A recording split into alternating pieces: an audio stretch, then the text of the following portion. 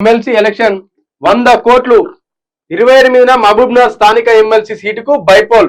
లోక్సభ ఎన్నికలకు ముందు ప్రతిష్టాత్మకంగా తీసుకున్న కాంగ్రెస్ బీఆర్ఎస్ ఒక్క ఓటర్కు 3 లక్షల నుంచి 5 లక్షల దాకా ఆఫర్.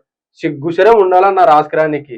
ఒక్క ఓటర్కి 3 లక్షల నుంచి 5 లక్షలు అంటే వెలుగు పేపరు ఎవరికైనా ఒక్క ఓటుకు 3 లక్షలు ఇస్తారంటే అసలే ఇది ఎమ్మెల్సీ స్థానిక ఎమ్మెల్సీ.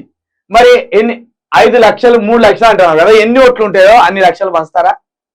3 లక్షలు అంటే ఏంటిది అనుకుంటున్నావు?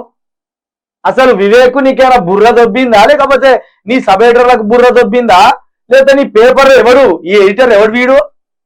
అరే నిజంగా రా భయ్, ఒకవేళ మీరు ఎట్లావో హామీలు ఇచ్చి ఏం చేయరు. 3 లక్షలన్నా మంచారు, కనీసం పేద ప్రజలు పైకన్నా వస్తారు. ఇది 3 లక్షలు మంచకపోతే ఖచ్చితంగా అందరూ చెప్పు తీసుకొని కొట్టాలి, ప్రజలు ఓటర్లు చెప్పు తీసుకొని కొట్టాలి. 3 లక్షల అంటే ఇది స్థానిక ఎన్నికలు, ఇది దీంట్లో ఎంపీటీసీలు జెడ్పీటీసీలు ఎమ్మెల్యేలు వీళ్ళు ఉంటారు.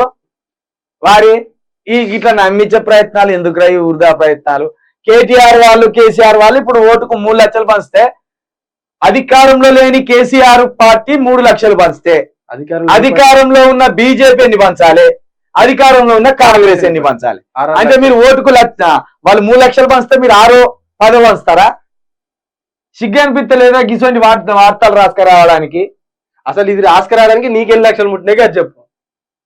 అసలు నీకెన్ని లక్షలు ముట్టే ఇలాంటి దుర్వార్త రాసుకురావాలి, ఇలాంటి ప్రాపగండ వార్త రాసుకురావాలి? నిజంగా వెలుగు పేపర్ చెప్తారు వచ్చా తప్పలేదు. ఎట్లా సిగ్గు అనిపించలేదో, నీ ఎడిటర్కి ఎట్లా సిగ్గు అనిపించలేదో. 3 లక్షలు, ఒక్క 3 లక్షలు ఎక్కడన్నా దొరకబట్టి చూపించారా? సిగ్గులేనోడా. అది వేస్ట్.